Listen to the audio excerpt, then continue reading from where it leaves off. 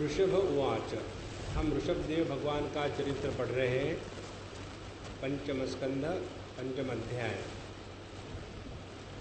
महत्सेवां द्वारमाहुर्मुक्तेः तमोद्वारं योषितां संगिसंगम महान्तस्ते समचित्ता प्रशांता विमन्यव सुहृद साधवो ये।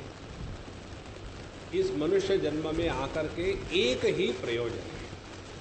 कल हम प्रेमपुरी में बोल रहे थे, बड़ा अच्छा विचार प्राप्त हुआ।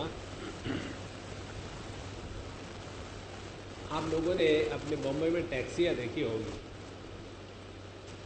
जब टैक्सी में पैसेंजर होता है तब टैक्सी की स्पीड ज़बरदस्त रहती है, ज़ोर से जाएगी।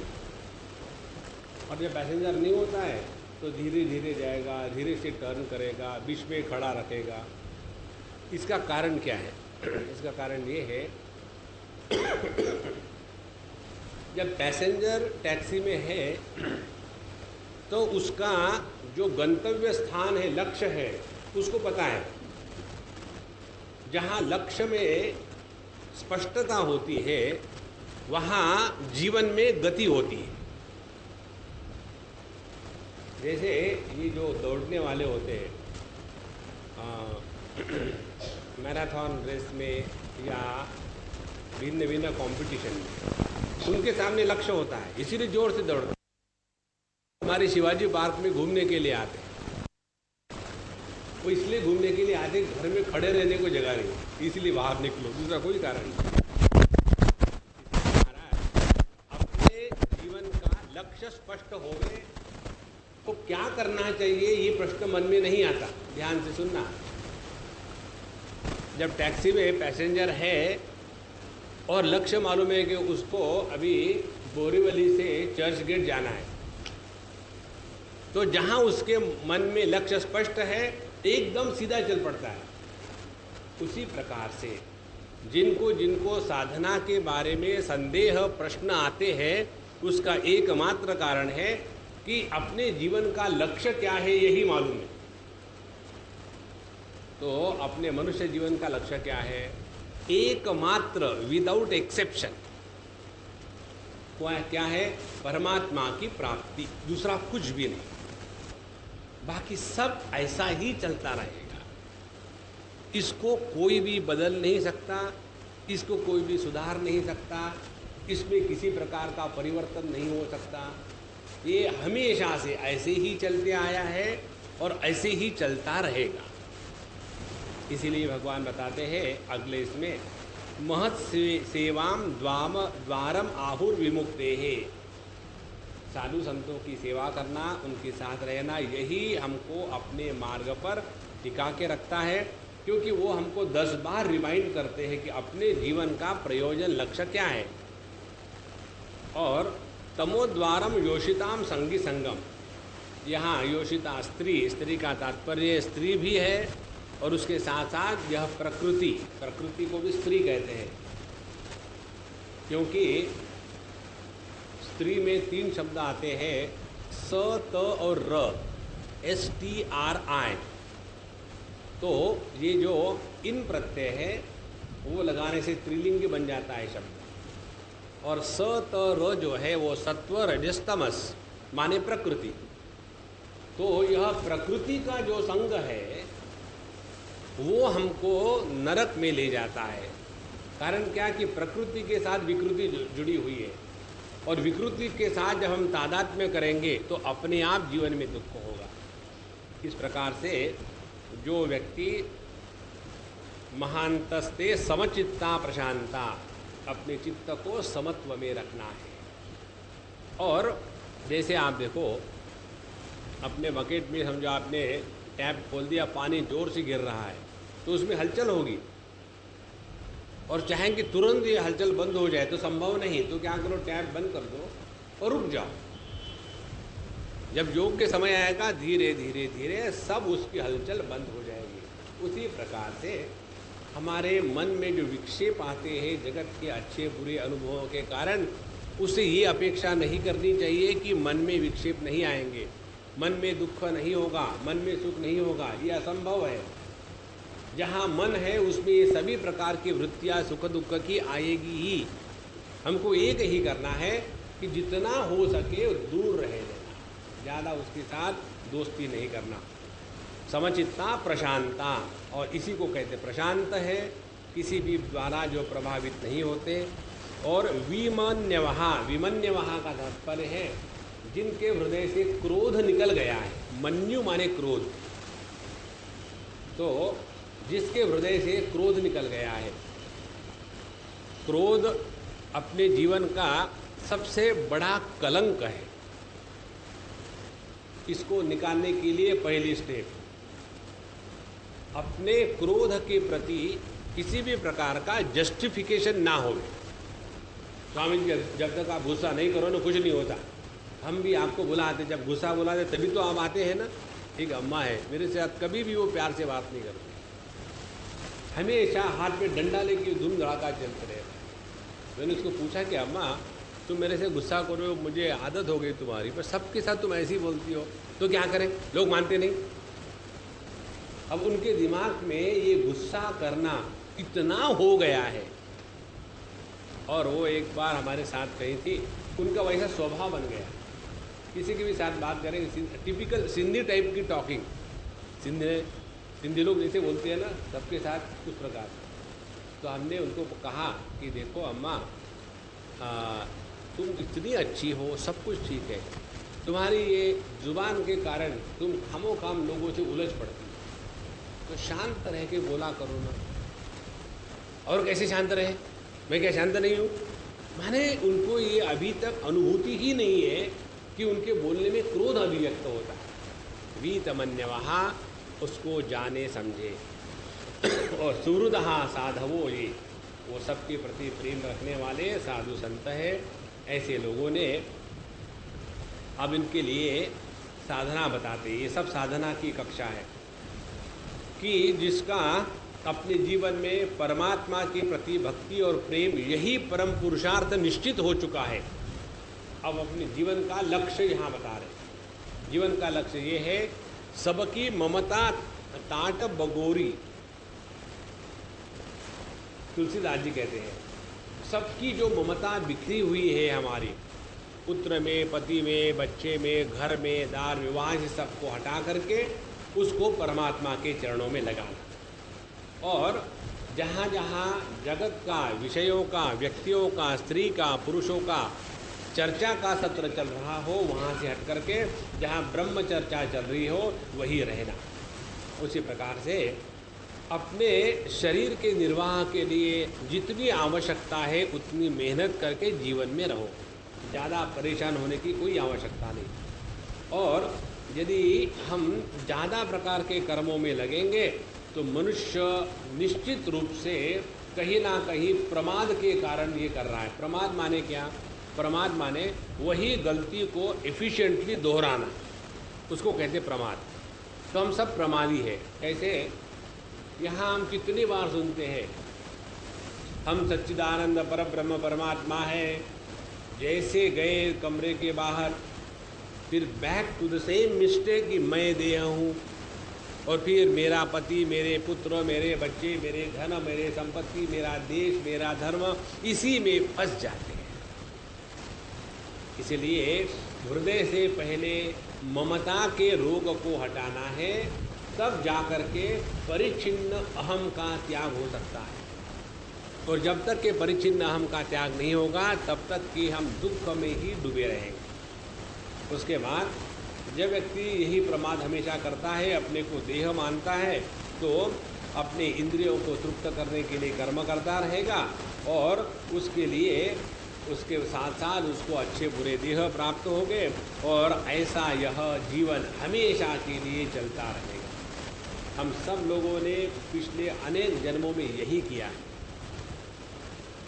खाना पीना, अपने आप को बचाना, अपनी सिक्योरिटी देखना, भोग करना, बच्चे पैदा करना, एक दिन मर जाना, फिर दूसरा जन्म। जैसे अपने बम्बई में जो मंगल कार्यालय है, विवाह गृह, उसमें 8 से 10 बजे तक विवाह नंबर 1 हटो, फिर दूसरा 10 बजे से 12 नंबर दूसरा विवाह हटो। अरे राम राम, उसी प्रकार से एक देह में जन्म लिया, वहाँ के सुख दुख भोगे, निकलो दूसरा देह, घुसो इसमें, कब तक कर चलते रहे। एक हाथ दिन तो कभी क्लिक हो जाए कि enough is enough, now we must withdraw. अच्छा महाराज, और ये जितने भी दुख हमारे जीवन में आते हैं, इसका तात्पर्य समझ। पिछली बार हमने आपको ये उदाहरण दिया था, आपके भूलने के लिए धन्यवाद। जब हम कपड़े को मशीन में डालते हैं धोने के लिए, तो वो कपड़े को परेशान करने के लिए थोड़ी डालते हैं मशीन में। हम उसको परेशान करने के लिए नहीं डालते, इसलिए डालते हैं ताकि वो साफ सुथरा हो करके उसका फिर से हम प्रयोग कर सकें। उसी प्रकार से जीवन के जो दुख है, जो अनेक कठिन परिस्थितियां हैं, वो हमारे जीवन में भगवान इसलिए भेजता है, जैसे वॉशिंग मशीन में कपड़े को डालना, ताकि वो परमात्मा फिर हमारे माध्यम से इस जगत में अभिव्यक्त हो सके। यही उसका प्रयोजन है। लेकिन जब ये कपड़ा मशीन में रखता है, ऊपर से डिटर्जेंट पाउडर पड़ रही है, चारों तरफ से पानी है, दम घुट रहा है, और सोच ही रहे तो मशीन घूमना शुरू करती है और बड़ा मुश्किल हो रहा है, चक्कर हो रहे हैं अंदर में, और ऐसे लगता है कि हाँ अब रुक गए, फिर उल्टा शुरू हो जाती है। ऐसा करके निचोड़ निचोड़ करके परेशान। वैसा ही प्रत्येक जीव का जीवन है। तो इसका तात्पर्य क्या है, इसके पीछे भगवान की प्रेरणा क्या है, ताकि ये जीव शुद्ध पवित्र होकर के मुझ में मिल जावे। इसलिए जब ऐसी बात समझ में आई तो व्यक्ति के जीवन में जिज्ञासा जागृत हो जाती है, और जब जिज्ञासा जागृत हो जाती है तभी वह अपने स्वरूप को जानने के लिए प्रयत्न करेगा।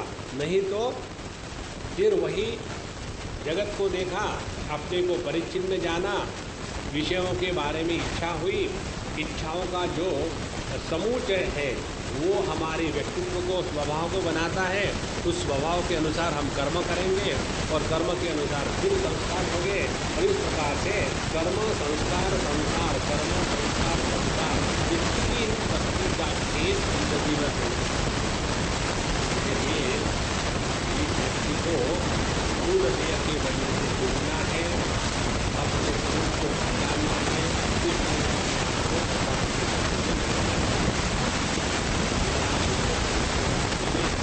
यदा न पश्यति अयथा नेहा स्वार्थे प्रमत्ता सहसा विपश्चित गतस्मृतिर्विन्दति यत्र तापान आसाद्य मैथुन्य अगार मध्य। जो प्रमत्तः माने पागल जैसा, मत्त हो गए अपने ही मूर्खता के कारण। तो जब तक के अपने जीवन में विवेक जागृत नहीं होता, तब तक के इंद्रियों के गुलाम बन करके रहेंगे, और इंद्रियों के तृप्ति के लिए ही पूरा जीवन लगा।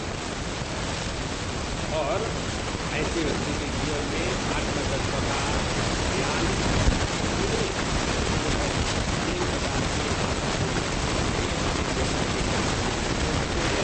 और जीवन तो पहली जो गांठ है हमारे करण वो गांठते हैं कि हमने अपने आप को परिच्छिन्न देह के रूप में स्वीकार किया है। पहली बेसिक गलती, जब तक ये गलती को नहीं सुधारेंगे, हमने आध्यात्मिक साधना की है, यह 100% झूठ। और यदि हमने इसको प्रारंभ किया जीवन में, देखना, ध्यान से सुनना, यदि हमने अपने आप को स्थूल देह से अलग के रूप में स्वीकार किया तो उसका एकदम क्या परिणाम होगा? उसका एकदम ये परिणाम होगा कि इस जागृत जगत के किसी भी वस्तु, व्यक्ति और अनुभूति, इसके द्वारा हम प्रभावित नहीं होंगे। जैसे जब हम केवल सूक्ष्म देह के साथ तादात्म्य करते हैं, सूक्ष्म देह के साथ तादात्म्य नहीं होता, उस समय स्वप्न भी सब कुछ सत्य है। लेकिन जहाँ इस सूक्ष्म देह के साथ तादात्म्य कर लिया पूरा, तो अपने आप वो जो सूक्ष्म देह का तादात्म्य था और वहाँ जो सूक्ष्म पुरुष का निर्माण था, उसका नाश हो गया, तो अपने आप स्वप्न की आप स्वप्न की ही ये सब अपने आप खत्म हो जाता है। जब तक हमारा शुद्ध देह के तादाद में है वही सब जागृत अवस्था का अस्तित्व है। जागृत अवस्था कहाँ से प्रारंभ होती है? अपने आप।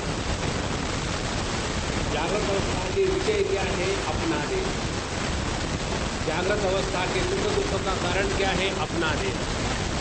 जागृत अवस्था में संबंधी कहाँ से बनते हैं?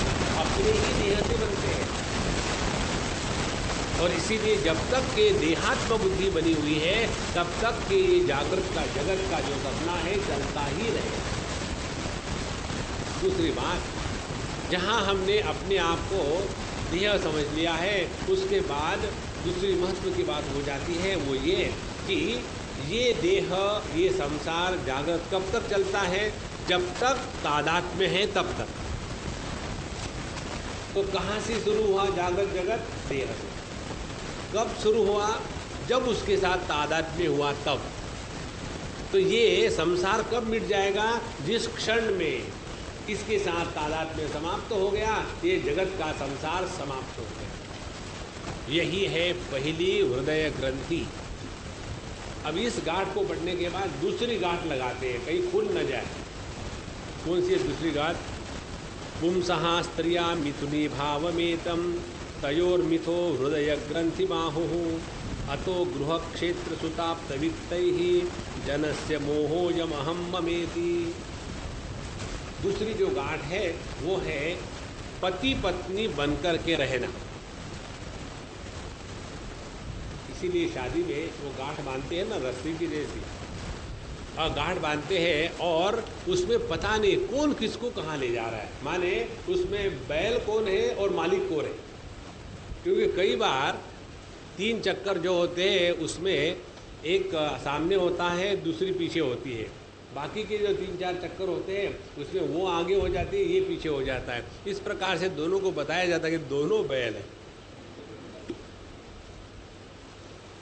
और रस्सी को बांध करके जैसे वो खेत चलाने वाला फार्मर ले जाता है उसी प्रकार से यह एक दूसरे के साथ रह करके अपने आप को और ही दुखी बना लेते हैं। Swami ji, are you advising for divorce? No, क्योंकि डाइवोर्स करने के बाद दूसरी शादी नहीं करोगे इसकी क्या गारंटी है? तो हमको समझना क्या है? समझना ये है कि जैसे हमारे गदी माडगुळकर ने लिखा था, भगवान रामचंद्र जी के मुख के लिए भरत को उपदेश, और ये उपदेश का मूल आधार है वाल्मीकि रामायण। उसमें वो कहते हैं कि जिस प्रकार से एक समुद्र की लाट ज्वार भाटा आकर के 2 लकड़ी के टुकड़ों को इकट्ठा ले आती है और फिर दूसरी लहर आती है और उनको इतना दूर फेंक देती है कि फिर कभी वो नज़दीक नहीं आते, उसी प्रकार से हम सभी इस जगत में वैसे ही आए हैं और वैसे ही बिछड़ जाएंगे। जैसे हम आप लोगों के साथ है, इसका कोई कारण थोड़ी है, ऐसे ही आ गए। अब इसमें ना तो हम इसमें से किसी को जानते थे, ना तो हमको कोई जानता था। जब तक हम यहाँ हैं तब तक है, जब हरिओम हो के चले जाएंगे 2-4 दिन के लिए याद आएगी, फिर वो भी सिनेमा ख़त्म होगा। This is the truth of life. इसमें किसी को भी इतना पकड़ के ना रखे कि मन में दुख का निर्माण हो। इसलिए अपने हृदय की दूसरी ग्रंथि ये है कि एक दूसरे पर अवलंबित होकर के रहना। जिसने अपने परावलंबन को समझ लिया है वो किसी का गुलाम नहीं रहता। इस प्रकार से ये जो दूसरी ग्रंथि है वो है दाम्पत्य भाव में रहना, और इसी के कारण फिर शुरू हो जाता है मैं, मेरा घर, मेरी पत्नी, मेरा पति, मेरे बच्चे, मेरा डिसीज़, मेरे प्रॉब्लम, मेरा झगड़ा, सब इसी से प्रारंभ होगा। और जब व्यक्ति ने योग्य प्रकार की साधना करी है, कौन सी साधना है? भगवान का भजन, सबसे बढ़िया साधना है। चतुर्विधा भजन्ते माम जना सुकृतितो अर्जुन आर्तो जिज्ञासु अर्थार्थी ज्ञानी च भरतर्षभ।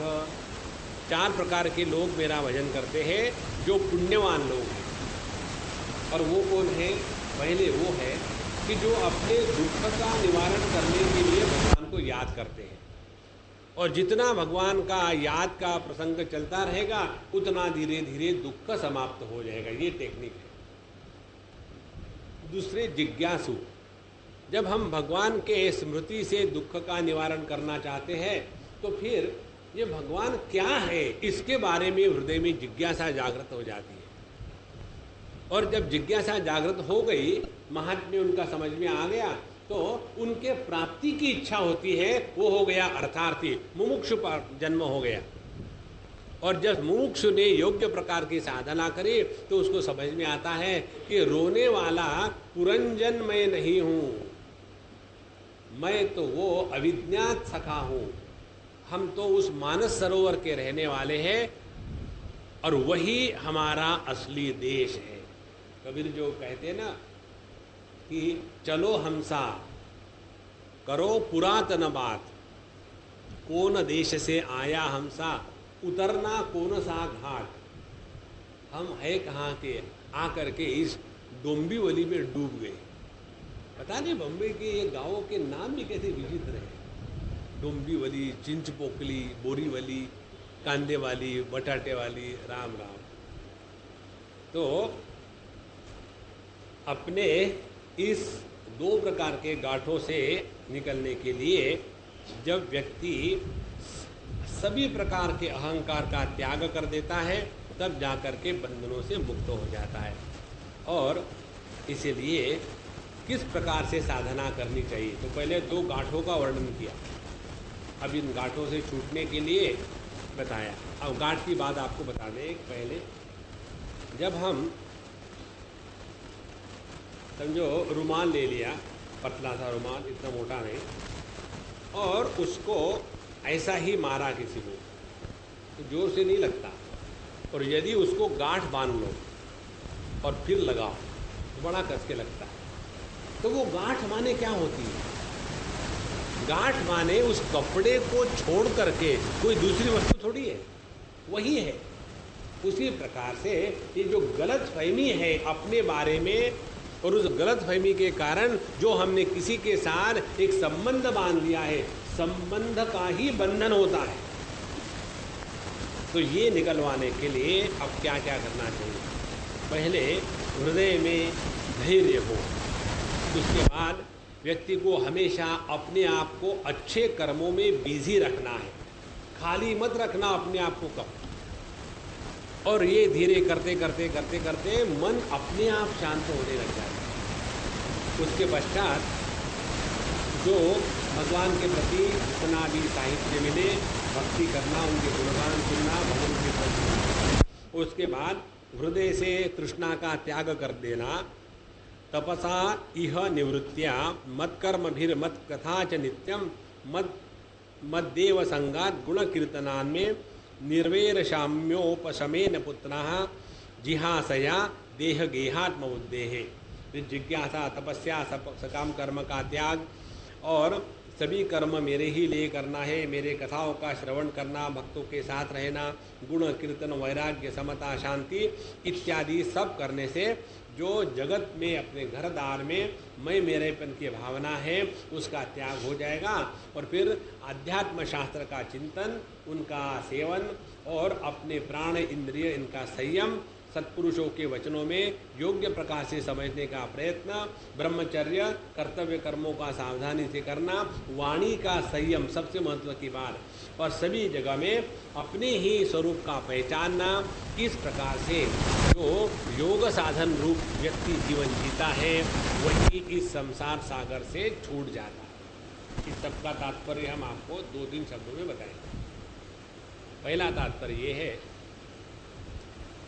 जब हम किसी भी चीज का दुराग्रह करते हैं तो दुराग्रह का तात्पर्य है कि वो हमारे बुद्धि को अब पकड़ लिया है। जैसे पहले हमारे काम का स्थान होता है इंद्रियों पर। इंद्रियाणि मनोबुद्धि अस्याधिष्ठानम् उच्यते एतैर्विमोहयत्येषः ज्ञानमावृत्य ज्ञानिनम्। तो पहले जो काम का जो प्रभाव है इंद्रियों पर है। इंद्रियों को जब वो जीत लेता है तो वही काम जाकर के मन को अब खाना शुरू कर दिया, और जब उस काम ने मन को जीत लिया फिर आकर के वो बुद्धि में आ जाता है। माने जितना वो रोग गंभीर होकर के बुद्धि तक पहुंच गया, जब बुद्धि तक पहुंच जाता है तो वही हमारे जीवन में दुराग्रह के रूप में अभिव्यक्त होता है। इसलिए जिस जिस चीज को लेकर के हम दुराग्रह में फंसे हैं, पहले वहां से उठने का अभ्यास।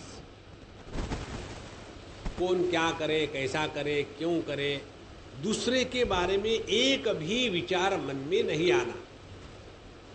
जो जैसा है ठीक चल रहा है।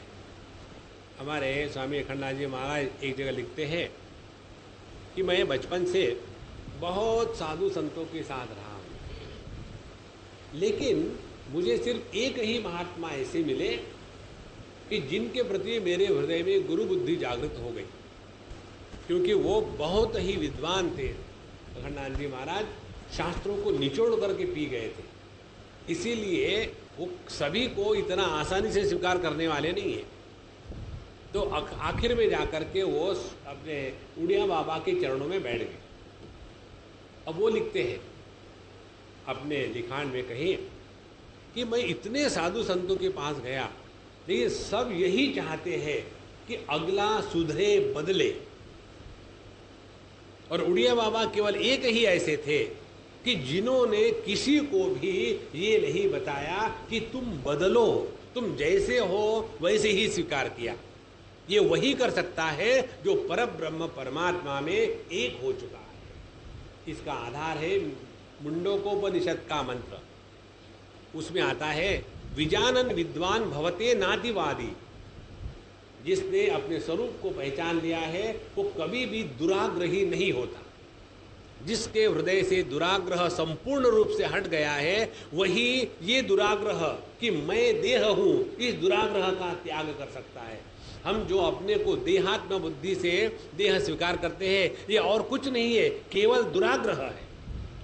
जैसे कई लोगों को साफ सफाई का दुराग्रह होता है, कई लोगों को टाइम का दुराग्रह होता है। Everybody should come on time, why bother?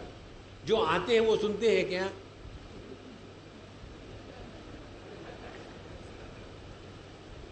अब सवाल ये है, हमको ये जो भी कुछ करना है ना, अपने अंतःकरण के शुद्धि के लिए करना है, दूसरों को सुधारना नहीं है। जहां हमने इस एक तत्व को समझ लो, आपकी साधना 100% ठीक चल रही है, तो फिर हम क्या करेंगे?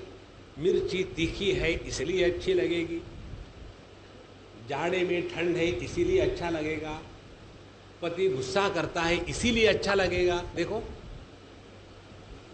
यदि हम किसी भी वस्तु का जो धर्म है, उस धर्म के कारण उस वस्तु से प्रेम करें, तो हम किसी को बदलना नहीं चाहेंगे। हम लोगों को गन्ना अच्छा लगता है, किस लिए? कड़वा है इसलिए नहीं, मीठा है इसलिए। माने हम जिस वस्तु का जो गुणधर्म है उसी के कारण उसको स्वीकार करें प्रेम से, तो जगत में किसी के भी साथ कोई भी दुराग्रह नहीं होगा। और जितना ये दुराग्रह का रोग खत्म होगा, उतना बड़ा आसानी से, शांति से हम अपना ध्यानाभ्यास और तत्व चिंतन और आत्मानुभूति कर सकते हैं। कल परसों मुझे एक अम्मा ने लेटर लिखा, स्वामी जी जब मैं ध्यान में बैठती हूँ उस समय दुनिया के बहुत विक्षेप मेरे मन में आते हैं, लेकिन जब मैं काम में लगी रहती हूँ और भगवान का नाम लेते रहती हूँ तो उस समय काम भी अच्छा होता है, भगवान का नाम भी अच्छा होता है। लेकिन जहाँ मैं ध्यान करने के लिए बैठती हूँ तो मन में विक्षेप आते हैं, तो इससे बचने के लिए उपाय बताइए। देखो कितना सुंदर प्रश्न। तो हमने उनको लिखा, इसका सरल उपाय ये है कि जितना ज़्यादा हो सके अपने आप को किसी ना किसी कार्य में बिजी रखो। बैठ करके ध्यान करने की आपको आवश्यकता नहीं है, क्योंकि हम दुराग्रही होकर के बैठते हैं। क्यों नहीं मन कंट्रोल में आए, जरूर आएगा जरूर आएगा, बैठेंगे, ऐसे नहीं होता। Late everything happen in the same rhythm.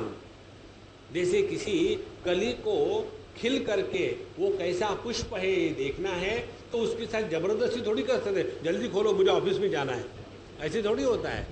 उसका अपना समय होगा, और जब वो अपने समय के अनुसार खुलेगी तभी उसका सौंदर्य बाहर आएगा। उसी प्रकार से हमारे साधना में, जगत के साथ व्यवहार में जितने दुराग्रह है उसका त्याग कर दो। जितनी साधना यहाँ हमको बताई है धीरे धीरे धीरे होने लगेगी। और जिसके हृदय से दुराग्रह निकल गया है उसके पास समय की कभी कभी नहीं होगी, उसके हृदय में विक्षेप कभी नहीं होंगे।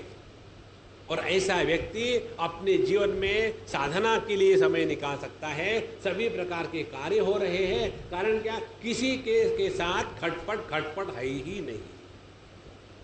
इसलिए महाराज याद रखो, यही बात हमको इस जीवन में आकर के एक ही बात करना है, ऐसा अंतःकरण को शुद्ध बनावे।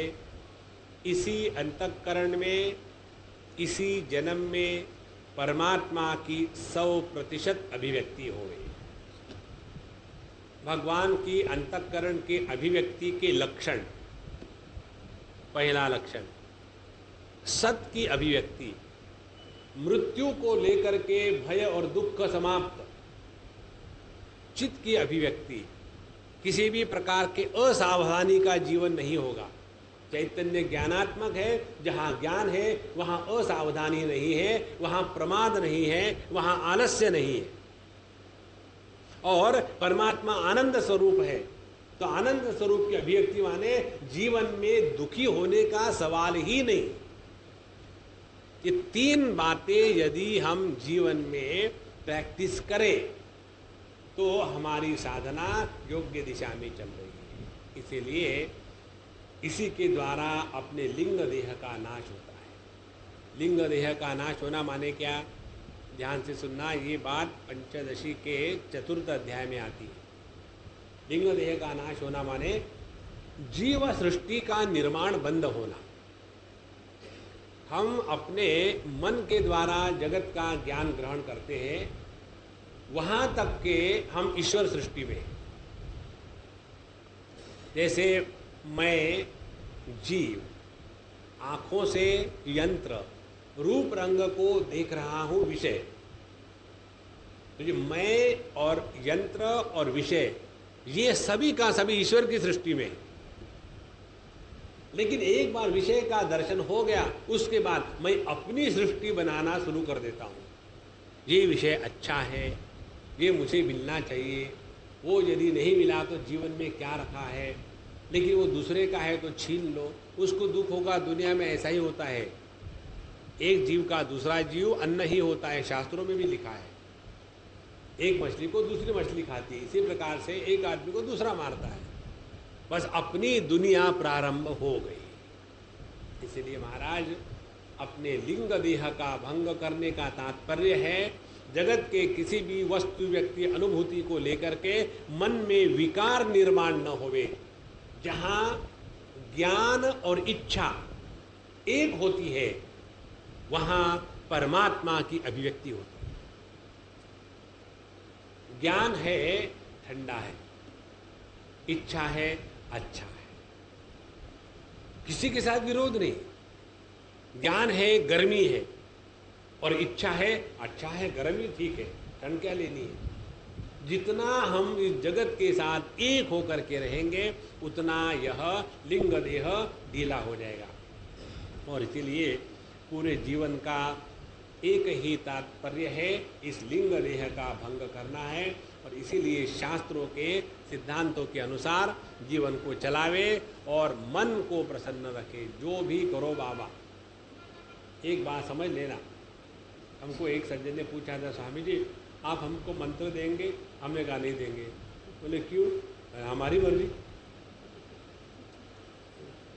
क्या हम उसके लिए लायक नहीं है? नहीं, आप डिसाइड करो। ऐसे आप क्यों कह रहे हैं? मैं कैसे कहूँ? फिर चुप हो गए। हमने कहा सुनो, मंत्र चाहिए? हाँ। दुखी मत होना। स्वामी जी आपने पहले ही बार दुखी कर दिया, दुखी नहीं होना तो क्या करूं फिर मैं? हम लोगों के दिमाग में आध्यात्मिक साधना का चित्रण मालूम है कैसा है? सुबह उठ करके नहा धो करके खूब आवाज करना घर में, खटखट खटखट खटखट, आध्यात्मिक साधना। उसके बाद फिर दुनिया भर का प्राणायाम करना, हु हा ही हा, सबको डिस्टर्ब करना। उसके बाद नहाते समय जोर जोर से स्तोत्र का पाठ करना। किरो में राघव पादो बालम दशरात्मजा कौशल्य लो दुष्यो बादो। पानी कहाँ गया? साबुन कहाँ गया? नारायण, ये साधना नहीं है महाराज, ये नाटक है। असली साधना ये है, अपने आप को दुखी मत बनाओ, हर चीज में प्रसन्न रहो, यही सब कुछ है।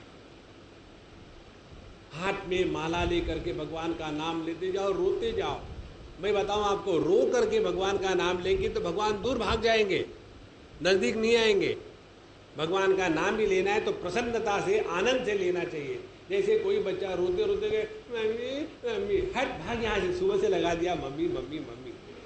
और वही लड़का जब खुश हो करके बाहर से आता है, mom something good to tell you, एकदम सब छोड़ करके वो उसको गले लगाती है।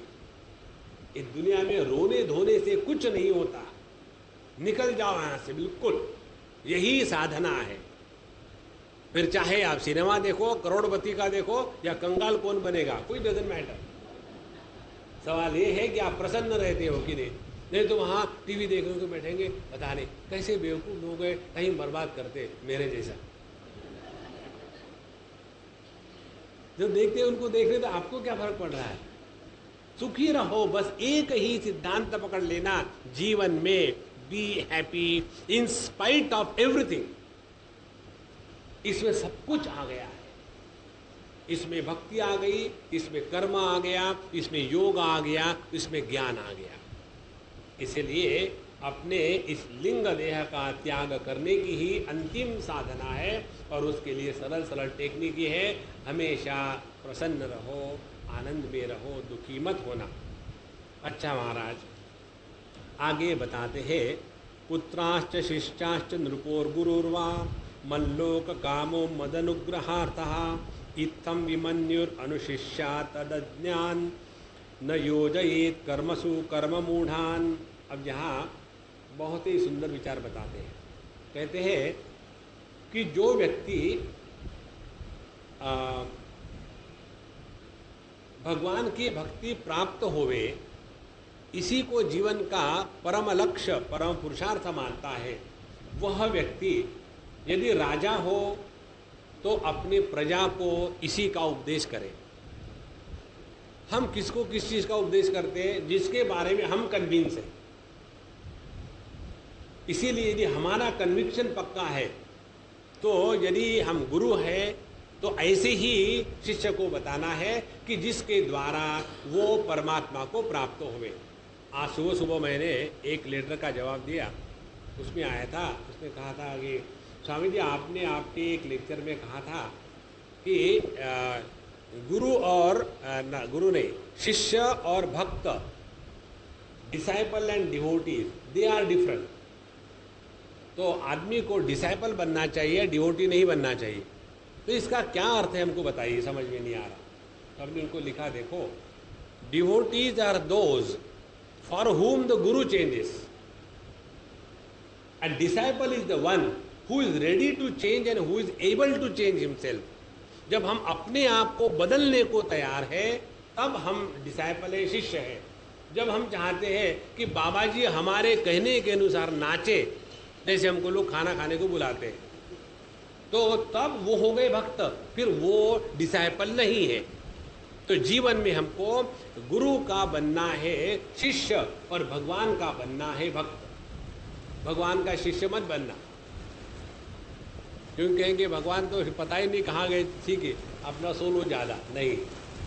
इसीलिए यदि हम गुरु के स्थान पर हैं तो हमारा एक ही कर्तव्य है, शिष्यों के हृदय में भगवान के प्रति भक्ति जागृत करना। शिष्यों के प्रति शिष्यों के मन में जगत के प्रति यदि हम आसक्ति निर्माण करेंगे तो हम गुरु नहीं हैं, हम महागुरु हैं। एक बोला और महागुरु। यदि हम राजा है तो हमारे जो नागरिक है उनको हमने वही उपदेश देना चाहिए। और यदि हम पिता हैं तो अपने बच्चों के बारे में भगवान के प्रति भक्ति जागृत करना, यही सबसे बड़ा फल है। बाकी कैसे वो सीख लेगा कि बताइए जैसे अभी जो आप अपने पूजा उसको लगाने की कोई जरूरत नहीं, लगाना पड़ता है एक पौधा उसके गुलाब अच्छे संस्कार भगवान की भक्ति इसका बीजारोपण घरों को करना है। और आगे कहते हैं यदि वो यदि कर्म में आसक्त है तो क्रोध ना करें। यदि अपने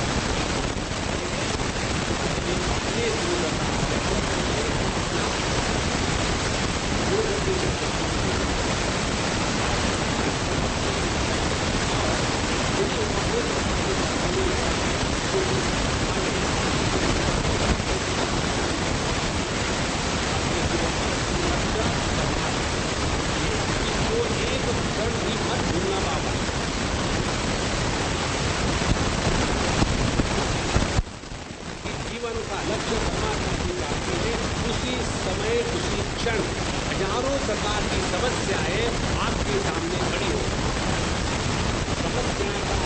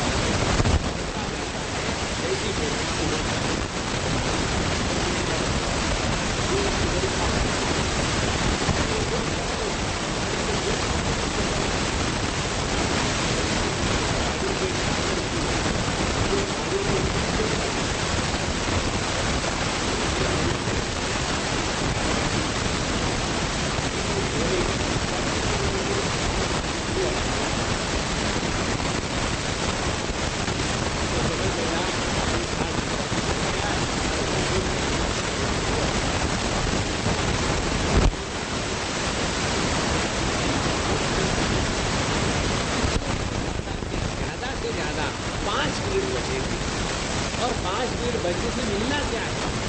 हमको पूरी जिंदगी बची है। तो उस समय बुढ़ापे में मृत्यु का डर व्यक्ति को भूलना नहीं रहेगा। तो इस प्रकार से भगवान कहते हैं ऋषभदेव जी महाराज, मेरा ये जो अवतार है ऋषभदेव जी के रूप में, इसको सभी प्रकार के लोग नहीं सकते। मैंने धर्म का त्याग करके किसी के द्वारा परमात्मा की प्राप्ति हो सकती है, ये बताया है। इसीलिए ऋषभ के नाम से और इसके बाद वो अपने बच्चों को, बाकी बच्चों को और प्रजा को कि तुम्हारे हृदय में सबके प्रति समर्पित होंगे और तुम्हारे जो सबसे बड़े प्रिय भरत, उसकी सेवा करो, उसके साथ मात्सर्य मत रखना, और फिर यही तुम्हारा कर्तव्य है, यही तुम्हारा ये एक परंपरा लेते हैं।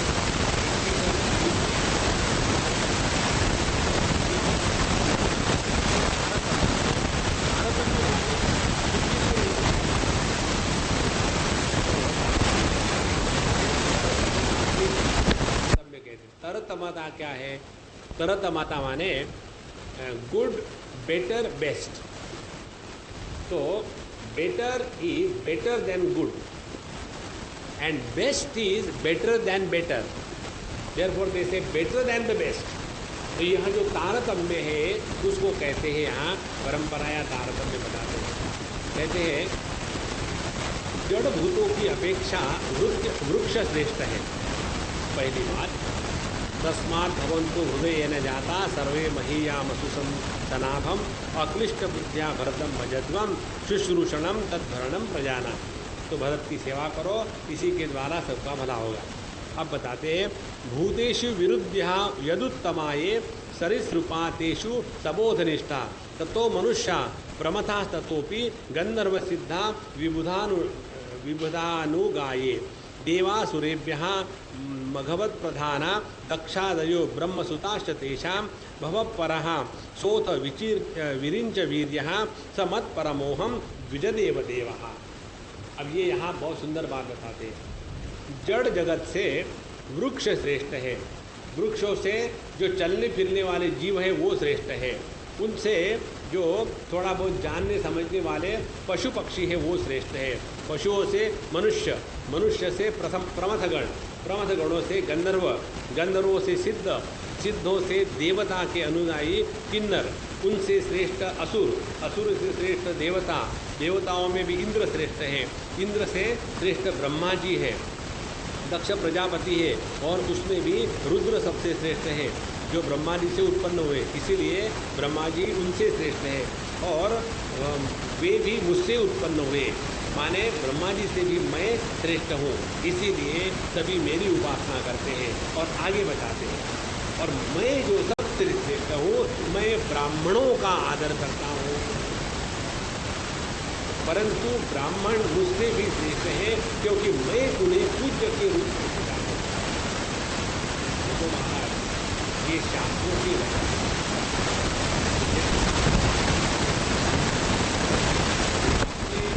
से किसी भी प्रकार की वर्ण जाति के प्रति कोई भी तिरस्कार न होवे।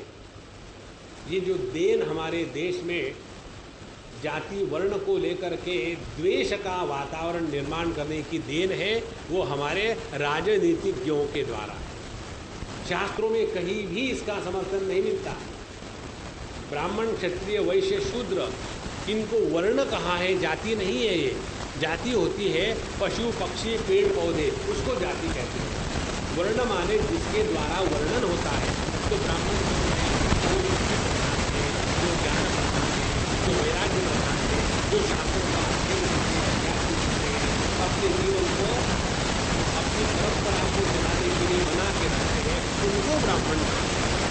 तो उसके प्रति हमारे मन में इतना क्रोध और द्वेष, इसीलिए भगवान बतावे स्पष्ट कि अपने हृदय से पहले द्वेष को हटावें, और द्वेष को तब हटाएंगे जब हम अपने शास्त्रों के अनुसार अपने किसी का भी द्वेष करके परमात्मा की प्राप्ति नहीं होती।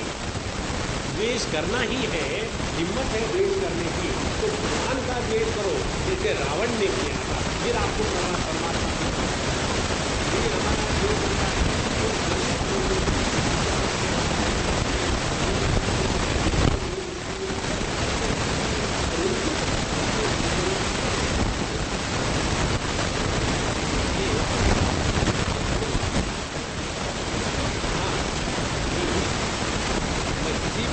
प्राणी को ब्राह्मणों के समान नहीं समझता, उन्हीं को मैं सबसे ज़्यादा मानता हूँ।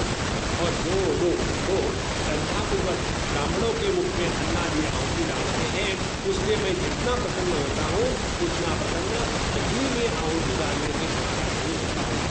इसीलिए हमारे शास्त्रों में, हमारे धर्म में अन्नदान को बहुत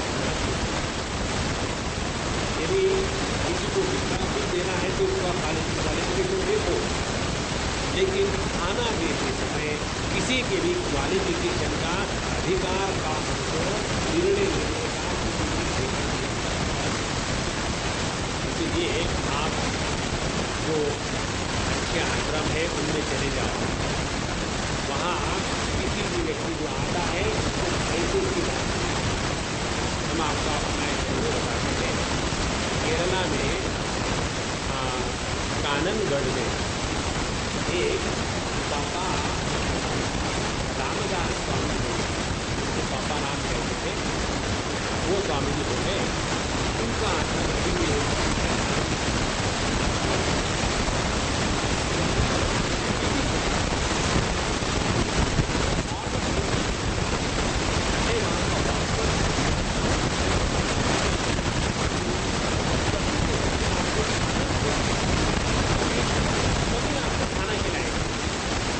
बार हम पहुँच गए थे 4 बजे दिन के, रास्ते में हमने खाना खा लिया। तो वहाँ जब गए तो पहले बोले स्वामी जी सामान गाड़ी कपड़े का कमरे का बाद में होगा, चलो पहले खाना खा लो, आप थक के आए।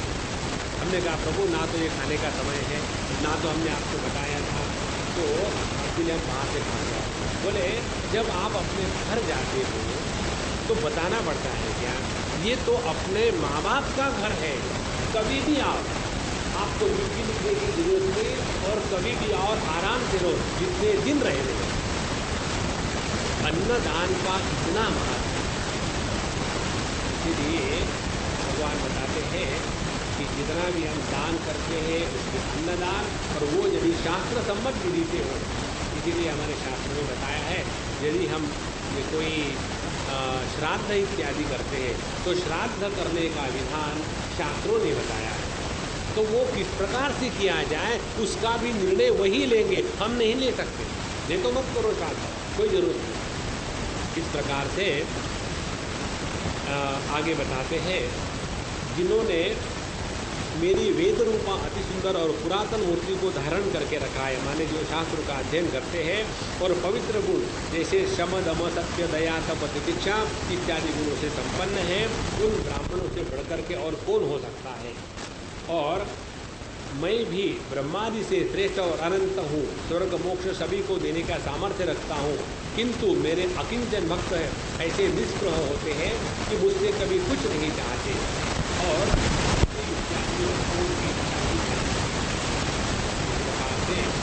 उन्होंने अपने प्रजा को 2-3 प्रकार का उपयोग किया। पहला उपयोग किया अपने आत्मा स्वरूप को पहचानने के लिए स्थूल देह और सूक्ष्म देह का त्याग का आवश्यक है।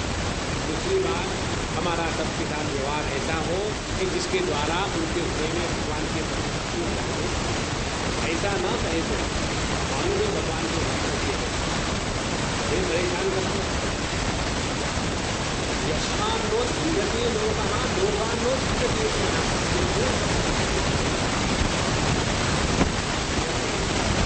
है, हमारे द्वारा कोई भी व्यक्ति पीड़ित ना हो, न शब्द से, न शरीर से, न मन से। यदि हमारे कारण किसी को उद्वेग हो जाता है तो भगवान हमारा तिरस्कार करेंगे। 16वें अध्याय में बताते हैं, ऐसे क्रूर अधमों को मैं आसुरी योनि में भेज देता हूं। देखो, इसीलिए अपना जीवन ऐसा हो कि हमारे जीवन को देख करके अगला कहे कि इनमें जो विशेषता है वो हमको प्राप्त हो जाए तो कितना अच्छा है। फिर वो पूछेंगे आपको विशेषता कैसे मिली? हम तो कन्हैया के भगत हैं बाबा, और तो कुछ नहीं आता। तो फिर वो जा कर के भगवान के भक्त बनेंगे। और यदि हमारा व्यवहार इतना क्रूर है, स्वार्थ से प्रेरित है, और फिर कहेंगे कि ये भगवान के भगत है ना, तभी भगवान के भगत ऐसे ही हो रहे हैं। तो हमने भगवान की भक्ति में इसके कारण दखल ली है, और इससे बढ़ करके और कोई पाप नहीं। इसलिए भैया अपना व्यवहार ऐसा होवे कि जिसके द्वारा सभी के हृदय में भगवान के प्रति प्रेम भक्ति जागृत हो। और उसके पश्चात उन्होंने ये बताया कि अपने जीवन में शास्त्र सम्मत विचारों के अनुसार आचरण करना है, अपनी मर्जी के अनुसार नहीं। शास्त्रों में जो बताया है, भगवान कहते हैं भगवद गीता में, तस्मात् शास्त्रम प्रमाणम ते कार्याकार्यो व्यवस्थितो। जो कार्य है, जो अकार्य है, जो किस प्रकार से करना है, इसके लिए प्रमाण है शास्त्र, अपने मन से नहीं होता। इतना बताने के बाद आखिर में कहते हैं कि सर्वाणि मध्यष्णतया भवद्भिः चराणि भूतानि सुता ध्रुवाणि संभावितव्यानि पदे पदे वो विविक्तद्रुग्भिस्तदु हार्हणम में। इस जगत में सभी जो चर अचर सृष्टि है उसी को मेरा रूप समझो, और फिर उनकी सेवा करते हो, यही मेरी पूजा है। आगे कहते हैं मनोवचो द्रुक करणे ही तस्य साक्षात कृतम में परिबर्हणम ही विना महाविमोहात् जो व्यक्ति मन वचन तथा अन्य इंद्रियों की चेष्टाओं के साथ साक्षात फल मेरा इस प्रकार से पूजन की है, तो जो भी हम करते हैं उसके द्वारा यदि तो वही भगवान की पूजा है। हमको कपिल मुनि ने बताया था, प्रत्येक मनुष्य का देह, कल मुझे किसी ने पूछा था, बताया था स्वामी जी आप इतने सुबह से शाम तक बैठे रहते हो, खाना भी नहीं खाया, आपको अपने देह का ध्यान करना चाहिए। इसने मुझे बताया, डांट रही थी अम्मा। देखो आप ही तो बताते हैं कि देह जो है वो देवालय है। हमने कहा अम्मा सुनो पहले मेरी बात, डांटना बात करना। क्या? दूसरे का देह जो है वो भगवान का मंदिर है, अपना देह नहीं। अपना देह नौकर है।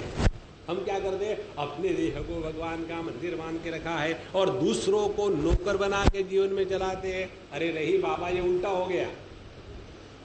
देहो देवालय प्रोक्तः, किसका देह? दूसरे का देह, उसमें भगवान का दर्शन करो। और जब अपना देह आता है तब भगवान शंकराचार्य कहते हैं अत्यंत मलिनो देहा देही चात्यंत निर्मलः, तब जा करके प्रभु का दर्शन होता है। तो अपने साथ जो व्यवहार है वो व्यतिरेक की साधना, और जगत के साथ जो व्यवहार है वो है भक्ति की, अन्वय की साधना। नहीं तो हम अपने आप को देखो, कहा है कि जो देह है ना वो ना जो भगवान का मंदिर है ना। अरे बाबा किसका देह? अपना नहीं। जब तक देह चलता है उसको रगड़ो रगड़ो, इतना रगड़ो कि प्रभु के साथ एक हो जाए। बुढ़ापा आने के बाद तो सेवा लेनी ही है, जवानी में भी सेवा लेंगे, बुढ़ापे में भी सेवा लेंगे।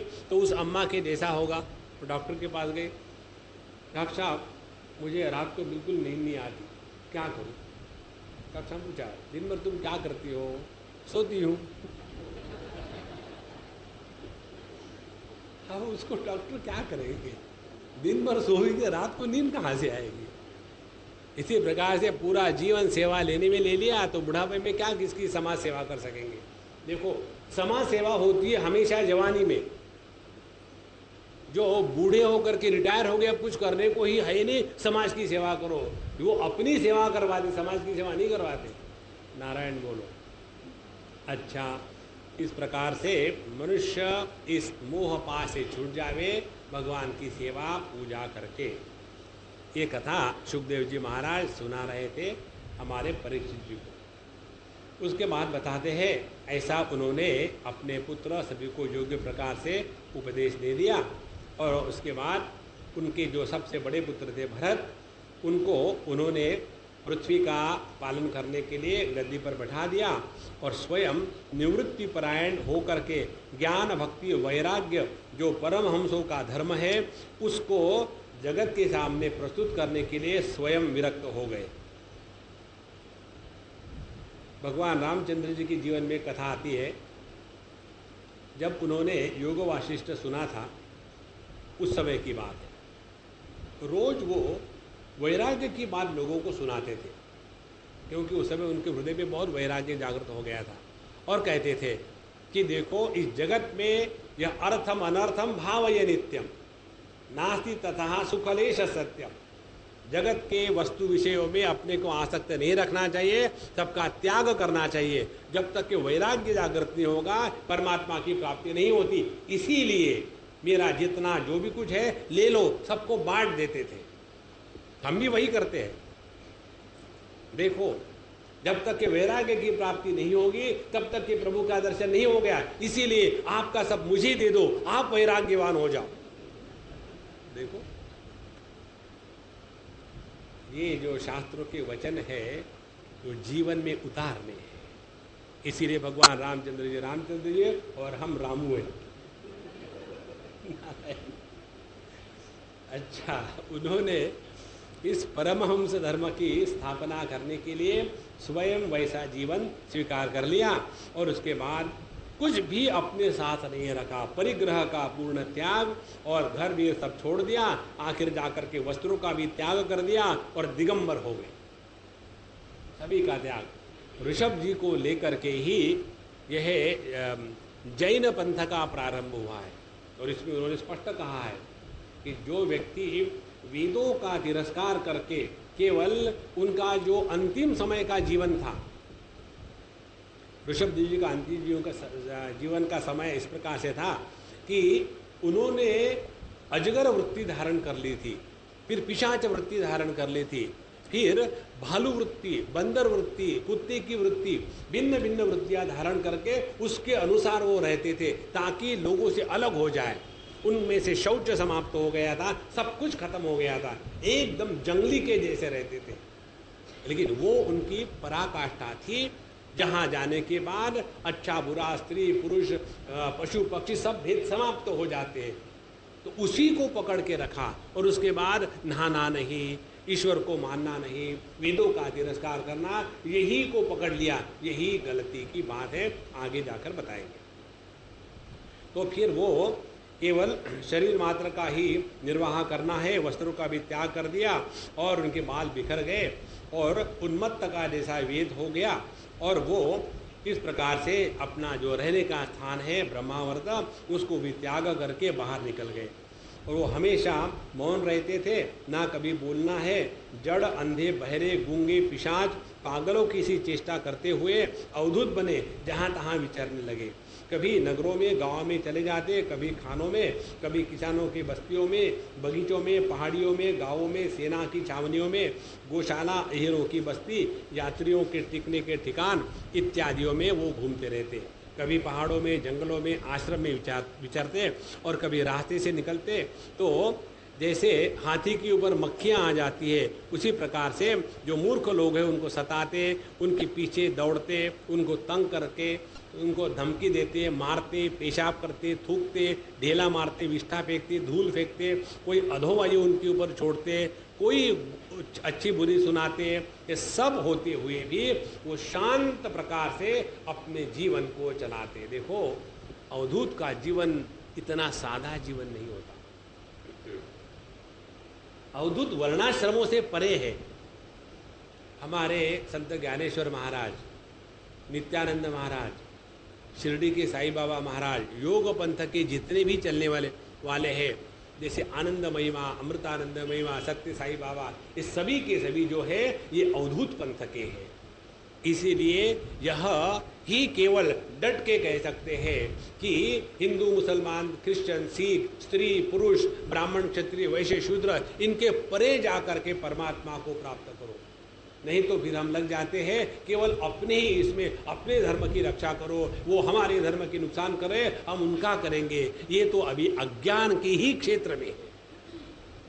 इसीलिए जब तक के इस अवधूत वृत्ति को, परमहंस वृत्ति को जागृत नहीं करते, तब तक कि हम तत्व के पास नहीं पहुँचे हैं।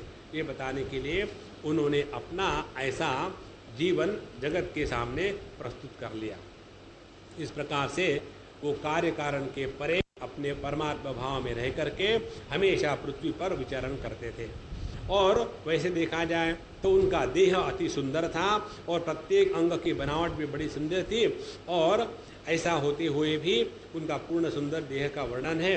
उनके बाल भी बड़े सुंदर थे, लेकिन वो अवधूत वृत्ति से रहने के कारण एकदम ग्रहग्रस्त माने पागल के जैसे दिख पड़ते थे। और जब इस प्रकार से उन्होंने देखा कि लोग उनके योग साधना में विघ्न निर्माण कर रहे, तो उन्होंने विभत्स वृत्ति से रहना शुरू कर दिया। ये भिन्न भिन्न प्रकार की वृत्तियाँ होती है, अवधूत मार्ग में वहाँ बताते हैं। और फिर उन्होंने पहले अजगर वृत्ति धारण करी। अजगर वृत्ति माने एक बार जहाँ पड़े वहीं पड़े, वहाँ से उठना नहीं, बैठना नहीं, जाना नहीं, कुछ नहीं।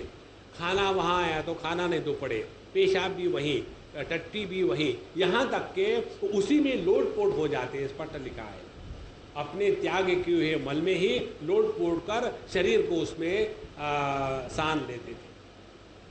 धीरे धीरे उन्होंने, लेकिन उनके जीवन की विशेषता बताते हैं, उनके देह से जो विष्ठा निकलती थी उसमें दुर्गंध नहीं, सुगंध आती थी। इसका वर्णन आता है, एक बहुत बड़ी संत हो गई बाबा जान, उनकी समाधि है पूना में, जो कैंप एरिया है वहाँ उनकी समाधि है। हम जब भी जाते पूना उनका दर्शन करते हैं। वो अम्मा थी, उनका नाम बाबा जान है, लेकिन वो थी स्त्री।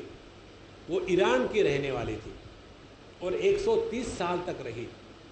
और जब उनकी शादी होने का समय आया, जवान थी, 15-14 साल की, उसी समय वो घर से भाग निकली। और उस ज़माने में मुसलमानों के देश में स्त्री को अकेले जाना बड़ा डेंजरस, लेकिन वो वहाँ से भाग के निकली और अनेक प्रकार के साधु संतों के साथ रही, योगियों के साथ रही, सुखियों के साथ रही, और धीरे धीरे अपने को इतना पवित्र कर लिया, जा करके पूना में आके सेटल हुई। और वहाँ उन्होंने कभी भी, किसी ने उनको देखा नहीं कि उन्होंने कभी स्नान किया हो, कभी नहीं, कभी नहीं। फिर भी उनका चेहरा तेजपुंज, आँखों में वो चमक, देह से कहीं भी दुर्गंध नहीं, उनके पेशाब टट्टी से भी दुर्गंध नहीं आती। ये सब योग सिद्धि के ही लक्षण शास्त्रों में, योग शास्त्र में, पातंजलि योग दर्शन में जो बताते हैं वो उनके जीवन में सिद्ध था। इस प्रकार से फिर उन्होंने कभी गाय, पशु, पक्षी इत्यादि वृत्तियों से रख करके और बहुत विचित्र प्रकार से रहना शुरू कर दिया। और यह परमहंसों को त्याग के आदर्श की शिक्षा देने के लिए मोक्षपति भगवान श्री ऋषभदेव ने कई तरह की योगचर्याओं का आचरण किया है। उसको कहते हैं योगचर्या। ये जो चर्या शब्द है ये जैन ग्रंथों में आता है। ये कहते हैं हमारी चर्या शुद्ध होनी चाहिए, हमारे चर्या का तात्पर्य है। तो उन्होंने इस प्रकार से हमेशा उस सर्वश्रेष्ठ पर ब्रह्म स्वरूप का आनंद करते हुए उसी में हमेशा रहते रहे। इसीलिए अपने जीवन में जितनी उनको सिद्धियां प्राप्त हो गई, अष्ट सिद्धियां उनके पास आ गई, चाहे वो दूसरे के देह में प्रवेश करते थे, जहाँ चाहे यहाँ से वहाँ चले गए, एक क्षण में किसी भी प्रकार का आकार धारण कर सकते थे। लेकिन ये सभी सिद्धियां होने के बाद भी उन्होंने एक भी सिद्धि को स्वीकार नहीं किया। व्यक्ति के जीवन में माया अनेक प्रकार से आती है, और जब व्यक्ति अति सात्विक बन जाता है तो उसके जीवन में ये माया आती है अनेक सिद्धियों का रूप लेकर के। जब व्यक्तियों में कोई शक्ति जागृत हो जाती है तो उसका प्रदर्शन करना उसको बड़ा अच्छा लगता है। जैसे पैसे ज़्यादा हो गए तो जब तक कि उस पैसे का प्रदर्शन नहीं करेंगे उसको तसल्ली नहीं होती। उसी प्रकार से किसी को समझो अपनी मेधा अच्छी होने के कारण अनेक श्लोक ग्रंथ याद है, तो वो जब तक कि दूसरों के सामने बोलेंगे नहीं तब तक कि उनको शांति नहीं होती, क्योंकि वो उनकी क्षमता है। इसी प्रकार से अनेक प्रकार की योग सिद्धियों को मिलने के बाद भी उन्होंने कभी भी उसके साथ अपने आप को जोड़ा नहीं, उससे दूर ही रहे। इस प्रकार से 5वां अध्याय समाप्त हुआ। अब 6वें अध्याय में ऋषभदेव जी ने अपने देह का त्याग किया, वो कथानक है। राजा पूछते परीक्षित जी महाराज कि यदि ऋषभदेव जी महाराज स्वयं भगवान थे, उनको सभी सिद्धियां प्राप्त हो गई, तो उनको सिद्धियों से इतनी डरने की क्या बात थी? उन्होंने इसी सिद्धियों का इतना त्याग क्यों कर दिया? वो क्या डरते थे भगवान होकर के सिद्धियों से? उनको उन्होंने जीवन में स्वीकार क्यों नहीं किया? इसके उत्तर में सुखदेव जी जो कहते हैं, ये हम सब के लिए समझने का उपदेश है। कहते हैं कि सत्यमुक्तम किंतु वा एके वा मनसोद्वा, ये तुमने जो कहा है वो सत्य है, लेकिन इसमें एक प्रॉब्लम है। कौन सी प्रॉब्लम है? कि जिस प्रकार से किसी व्याध ने किसी जंगली जानवर को पकड़ के रखा है, तो उसको पकड़ने के बाद भी उस जानवर पर वो व्याध कभी विश्वास नहीं रखता। उसी प्रकार से आप कितनी भी साधना करो, दुनिया में किसी पर भी विश्वास कर लेना, अपने मन पर कभी विश्वास मत करना। यही हमारा मन है, पता नहीं कब हमको नीचे पटका देगा। और इसीलिए ये बताने के लिए जगत में कि अपने पास कुछ भी आ जाए, जगत के सिद्धियों में भी हमको फंसना नहीं चाहिए। कहते हैं इस चंचल चित्त से, मन से कभी मैत्री नहीं करनी चाहिए। उसके लिए उदाहरण बता दे। इसमें विश्वास करने से मोहिनी रूप में फंस करके महादेव जी का चिरकाल का संचित तब क्षीण हो गया था। एक मोहिनी अवतार की कहानी आती है। जब मोहिनी जी का अवतार हो गया और फिर शिव जी को पता चला, तो उन्होंने भगवान से कहा कि मुझे आपकी उस मोहिनी अवतार को देखना है। बोले क्यों इस चक्कर में पड़ते, छोड़ो। बोले नहीं, मुझे देखना है। और जहाँ उन्होंने मोहिनी अवतार देखा तो उसके पीछे पागल होकर के बिल्कुल दौड़ रहे थे, इतने वो उसमें आसक्त हो गए थे। इसीलिए कभी भी अपने मन का, कभी भी गलती में भी कभी भी विश्वास मत करो। हमेशा डंडा लेकर के साथ। जैसे हम यदि सांप पालेंगे तो ठीक है, उसको चाय पानी पिलाओ, दूध पिलाओ, सब ठीक है, लेकिन उसके साथ विश्वास नहीं रखें। उसी प्रकार से हमको दुनिया में चाहे किसी का विश्वास रखे, अपने मन का कभी विश्वास नहीं करना चाहिए। और जो लोग अपने मन का विश्वास करते हैं, उनका के द्वारा आक्रमित होकर के उसकी जितनी समस्या है सब नष्ट हो। नेवर टेक विश्वास करना, ये कहता है।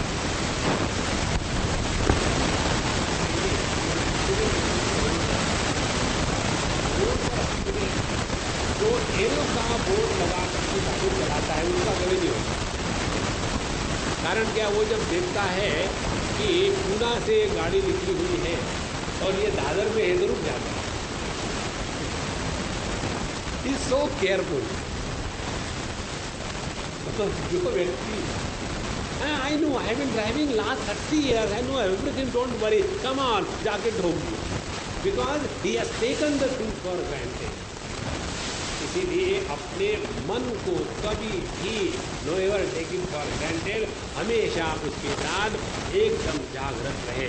इसीलिए आगे बताते हैं कि कामो मन्युर्मदो लोभ शोक भयादयः कर्म बंधश्च जन्मूलः स्वीकुर्यात् को नु तद्बुधः। अपने जीवन में सबका जो मूल है मन ही है। काम का, क्रोध का, मद का, लोभ का, शोक, मोह, भय और कर्मबंध, इन सब का मूल इस मन के ही कारण है। इसीलिए इस मन के साथ कभी भी दोस्ती नहीं करना चाहिए। इसके बाद फिर वो ऋषभदेव जी की कहानी शुरू रखते हैं कि उन्होंने इस प्रकार से अनेक प्रकार के अवधूतों के वेश भाषा करके अपने ईश्वरीय प्रभाव को वो छिपा के रखते थे। और उसके बाद जब उन्होंने अपने लिंग देह से मुक्त होकर के जीवन मुक्त हो गए, उस समय वो अपने योग माया का भी तिरस्कार करके इस जगत पर घूम रहे थे। कहाँ कहाँ घूम रहे थे? पहले कोंकण में गए हो। कोंकम देखो लिखा, ये है 7वां वाक्य। संक्रमण, कोंक, वेंक, कुटादि दक्षिण कर्नाटकान देशान यदृच्छया उपगतः कुटकाचल उपवन अस्य कृतमाश्म कवल उन्माद इव मुक्त मूर्धज असमित इव विचचार। तो वो चले गए कोंकण देश में। वेंक माने आंध्रा, दक्षिण माने तमिलनाडु, कुटक कर्नाटक।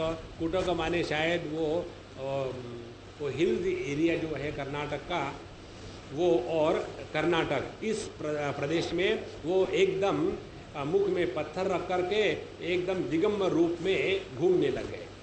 और वहाँ ऐसे जब घूम रहे थे जंगलों में तो वहाँ बहुत ज़ोर से अग्नि वायु चली, बाँस एक दूसरे से घसे, वहाँ अग्नि प्रज्वलित हुई और उसी में उनके देह को उन्होंने अपने आप को सौंप दिया। इस प्रकार से यह ऋषभ देव जी ने अपने जीवन का जो अवतार कार्य था समाप्त कर दिया। अब इसके बाद की जो बात है वो समझ लेने से, जिस समय कलयुग में अधर्म की वृद्धि होगी, यस्य किल अनुचरित उपाकर्ण्यम, जब इस जगत में कलयुग की वृद्धि होगी, अधर्म की वृद्धि होगी, उस समय कोंक वेंक कुटक देश के मन्नमती राजा अरहत, ये अरहत का महत्व है। ये मन्नमती राजा अरहत थे। उन्होंने वृषभ देव जी के आश्रमातीत आचरण का वृत्तांत सुना। अब देखो, वृषभ देव जी ने आश्रमातीत होकर के ऐसा व्यवहार किया था। जब तक कि उन्होंने अवधूत को स्वीकार नहीं किया था तब तक के उनका व्यवहार योग शास्त्र, धर्मशास्त्र, वेद शास्त्र के अनुसार ही चलता था। और जो व्यक्ति अवधूत को धारण कर लेते हैं, अवधूत वृत्ति को, उनके लिए वेदों का कोई नियम नहीं है। लेकिन जब तक के हम अपने आप को अवधूत वृत्ति में नहीं रखते तब तक के हमारे ऊपर में वेदों का नियंत्रण होना आवश्यक है। लेकिन वो जो अरहत राजा थे, उन्होंने वृषभ देव जी का जो आश्रमातीत आचरण था उसी को ग्रहण कर लिया और उसके बाद अपना जो धर्म था उसका त्याग कर दिया और पाखंडपूर्ण कुमार्ग का उन्होंने प्रचार करना शुरू कर दिया। तो क्या है कुमार्ग पाखंड? कहते हैं उन्होंने शास्त्र के अनुसार जो शौच इत्यादि पवित्रता के नियम है, आचरण के नियम है, वो छोड़ दिया। सुबह उठ के नहाने की कोई ज़रूरत नहीं, वैसे ही बिना नहाए मंदिर में चले जाओ। ये जो बातें आती है वो एकदम शास्त्र के विरुद्ध है। उसके बाद अधर्म बहुल कलयुग में प्रभाव से बुद्धिहीन जाने के कारण स्नान न करना, आचमन न करना, अशुद्ध रहना, केश नुचवाना, लुंचित केशा, केशों को नुचवाना, ईश्वर का तिरस्कार करने वाले पाखंड धर्मों को मनमाने ढंग से स्वीकार करेंगे और प्रायः वेद, ब्राह्मण और भगवान यज्ञ पुरुष की निंदा करने में लगेंगे। देखो, इसमें भागवत महापुराण में ये प्रमाण है, इसमें ये सब आया। इसलिए किसी भी कारण से अपने जीवन में शास्त्रों का जो निर्बंध है, शास्त्रों का जो हमारे ऊपर पकड़ है, शास्त्रों का जो बंधन है, उसका कभी भी तिरस्कार नहीं करना चाहिए। यदि शास्त्रों का तिरस्कार करके जीवन को चलाएंगे तो हमने अपने आप के पैर पर एक कुल्हाड़ी मार ली है। उसके बाद तो ऐसे जो लोग हैं अवैदिक स्वेच्छाकृत प्रवृत्ति से अंध परंपरा में विश्वास करके मतवाले रहेंगे, वो निश्चित रूप से घोर नरक में जाएंगे। तो भगवान का यह जो रजोगुण से भरे हुए लोगों के लिए शिक्षा देने के लिए किया हुआ अवतार था, मोक्ष प्राप्त करने के लिए। इस प्रकार से भगवान के इस जो चरित्र का गान है वो सभी इस भारतवर्ष में करेंगे और बताते हैं कि इस प्रकार से जो प्रिय वंश का जो वंश था उसमें भगवान नारायण ने ऋषभ अवतार लेकर के धर्म का आचरण और पारमहंस धर्म का पालन, इसके बारे में उन्होंने जगत के सामने प्रस्तुति की। और इस प्रकार से उन्होंने सभी सिद्धियां होते हुए भी उसके द्वारा लालायित न होकर के सबका त्याग कर दिया। आगे बताते हैं राजा को कि हे राजा, ऋषभ देव जी महाराज का यह अत्यंत पवित्र चरित्र में तुमको सुनाया, इसके द्वारा क्या क्या होता है। पहले अपना अंतःकरण शुद्ध होता है, दूसरी भगवान में अनन्य भगवती तस्मिन् वासुदेवे एकांततः भक्ति अनयोः समनुवर्तते। भगवान वासुदेव में हमारे हृदय में अनन्य भक्ति जागृत हो जाती है। और जैसे उन्होंने आनंदमय परमात्म मोक्ष रूप को प्राप्त कर लिया है, उसी प्रकार से हम भी उसको प्राप्त कर लेंगे। लेकिन यदि हम अयोग्य मार्ग का अवलंबन करेंगे तो ऐसा नहीं होगा। और इस प्रकार से जो भगवान चाहे किसी के इष्ट बने, स्वामी बने, तो वही भगवान किसी के नौकर भी बनते हैं। जैसे अर्जुन का रथ उन्होंने हाँका था, तो वो भगवान सर्व कुछ देने में सहमत होते हैं, मुक्ति भी दे देते हैं, लेकिन भक्ति सहजता में किसी को नहीं देते। कहने का तात्पर्य क्या है? हमारे जीवन में भक्ति का महात्म्य हो। जिसके हृदय में भक्ति है, फिर वह किसी भी प्रकार के मुक्ति की भी इच्छा नहीं करता, क्योंकि जो आनंद अपने समर्पण में है वो प्राप्ति में नहीं है। इस प्रकार से ऋषभदेव जी का चरित्र इस 6वें अध्याय में समाप्त हुआ। इसके बाद 7वां अध्याय अगले सत्र में प्रारंभ करेंगे। अब यहाँ हम लोग विराम करते हैं। ये सत्र यही समाप्त। अगले में भरत जी का चरित्र होगा, वो हम सब के लिए बहुत ही अनुकरणीय है। ओम पूर्णमदः पूर्णमिदं पूर्णात् पूर्णमुदच्यते पूर्णस्य पूर्णमादाय पूर्णमेवावशिष्यते। ओम शांति शांति शांति। हरि ओम। श्री गुरुभ्यो नमः। हरि ओम।